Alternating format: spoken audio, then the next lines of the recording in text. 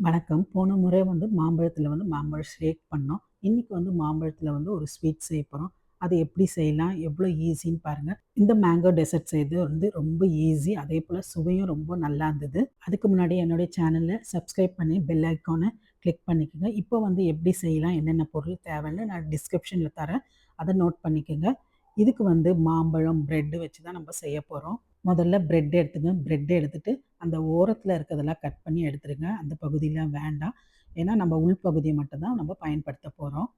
Cut பண்ணி தனியா எடுத்து வச்சுக்கோங்க. ஒரு பவுல் எடுத்து அதில நம்ம மாம்பழக்கூழ ஊத்த போறோம். இந்த மாம்பழக்கூழ் எப்படி அரைக்கிறதுன்னு நான் போன முறையே மேங்கோ ஷேக்ல சொல்லியிருக்கேன். பார்க்காதவங்க அதில பார்த்து தெரிஞ்சுக்குங்க. இந்த மாரி இவ்வளோ கெட்டியா தான் நம்ம ஒரு மாம்பழத்த அரைச்சு வச்சுக்கணும். இப்ப நான் எடுத்துக்கிறது பாதி கப்பு தான் எடுத்திருக்கிறேன். அந்த கெட்டியா இருக்கிறத எடுத்துட்டு, அதுக்கு தேவையான அளவு சர்க்கரை போட்டுக்குங்க. நீங்க சாப்பிட்டு பார்த்து ஏன்னா ஏற்கனவே மாம்பழம் ரொம்ப இனிப்பா இருக்கனால, நான் ஒரு 1/2 கப் தான் சர்க்கரை போட்டிருக்கேன். அதுக்கப்புறம் 1 டம்ளர் பால் ஊத்தி, கட்டி இல்லாம நல்லா கலந்து வச்சுக்கோங்க. அரைக்கும்போதே மாம்பழத்த அரைக்கும்போதே ரொம்ப கட்டி இல்லாம நல்லா அரைச்சு வச்சுக்கோங்க. இப்போ கொஞ்சம் தேவையான அளவு ஏலப்பொடி போட்டிருக்கேன். அப்பதான் அந்த ஸ்வீட்டுக்கு ரொம்ப நல்லாயிருக்கும். இத கலந்து முடிச்சோனே தனியா எடுத்து வச்சுருங்க. இப்ப நான் ஒரு ரெக்டாங்கிள் பவுல் எடுத்துக்கிறேன். ஏன்னா நான் பிரெட்ட ஸ்கொயரா கட் பண்ணதுனால அது மாரி எடுத்துக்கிறேன். முதல்ல இந்த மாம்பழம் தண்ணியா கொஞ்சம் கரைச்சு வச்சுருக்கோம் பார்த்தீங்களா? அத கீழ ஒரு ஸ்பூன் ஊத்திட்டு, மேல பிரெட்ட அப்படியே வைங்க. வச்சு முடிச்சோனே, இதுக்கு மேல அந்த தண்ணியா இருக்க மாம்பழக்கூழ் ஊத்தக்கூடாது. தனியா ஏற்கனவே சொன்னேன் பார்த்தீங்களா, 1/2 கப் எடுத்து வைங்கன்னு. அந்த கப்ல இருந்த மாம்பழக்கூழ எடுத்து இந்த பிரெட் மேல தடவுங்க.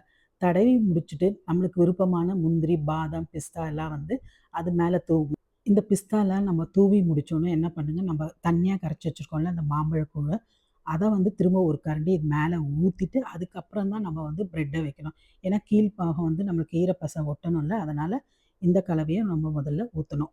அதுக்கு மேல நம்ம பிரெட்ட வச்சு, நம்ம முதல்ல செய்தோம்ல மாம்பழக்கூழு, எப்படி நம்ம முதல் லேயர் செய்தோமோ, அதே போல தான் 2வது லேயரும் நம்ம ரிப்பீட் பண்ணி செய்யணும். உங்களுக்கு விருப்பம் 2 லேயர், 3 லேயர் வச்சுக்கோங்க.